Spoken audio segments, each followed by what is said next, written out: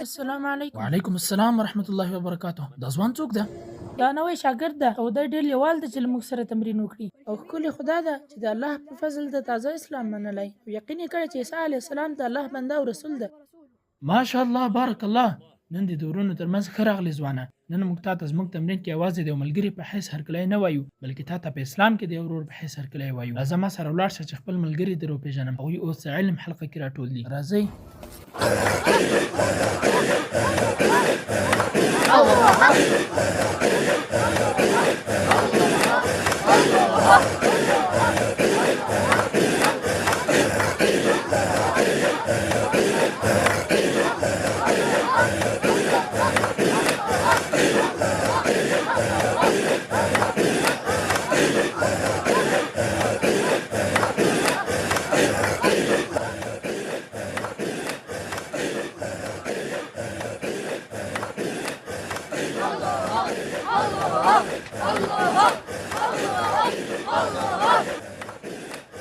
همدا ستاسو دین دی؟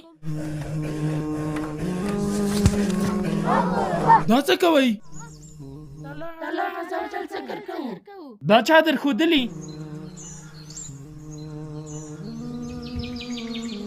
تا ته چا درښودلي؟ څنګه چې پوهېږې زه تجارت کوم. زه یو څه وخت د ښار په غربي جنوب کې مسافر وم. زه د هغوی جماعتونو ته لاړم. کتل مې چې هغوی همدا ډول د الله ذکر کاوه. ای ځوانه، زموږ دین مستقیم دین دی، نه د کېږلشونو. محمد صلی الله علیه وسلم د الله عبادت په وقار سره کړی، نه په تاویدو، او د امت رهبري په پوهه کړی، نه په چاپلوسۍ او خیالونو. نو پوه شه چې ستا ارغوي کې څه ګټه نشته او نه ستاسو غږونو کې ذکر شته او نه هم سرونو ټیټولو کې عزت او وقار شته. د الله عبادت په ارامۍ سره کېږي، شور ماشور سره زړونه نه خلاصېږي. قوت د سلفو په پیروۍ کې دی، نه د بشر په بدعت کې. نو ستاسو د په الله قسم وي ما ته ووایئ، آیا نبي صلی الله علیه وسلم همدا کول؟ آیا صحابه کرامو همدا کول؟ آیا د هغوی دین نڅا او کوپیدا وه او که مرسته ودانول او علم و؟ آیا ستاسو همدا حرکات او غږونه ستاسو ورونو ته مرسته شوه؟ یقینا حق داسې سړیو ته اړتیا لري چې زړونه یې الله ته سجده کړي وي او بیا اندامونه یې د لویۍ په لور ولاړې شوي وي. ای بچیه، دښمن پوه شوی چې هغه له زړونو اسلام نشي ویستلی. له همدې امله پوره هڅه کوي چې د مرستې او علم دین تشو مراسمو او وجدونو ته واړوي، تر څو مسلمان له خپلو هڅو کېنوي او د هغه بدن په نڅا او کوپیدلو بوخت کړي، پر ځای د دې چې په فکر او ځواکمنۍ بوخت وي. خو دښمن هم ناکام دی او هڅې هم ناکامې دي.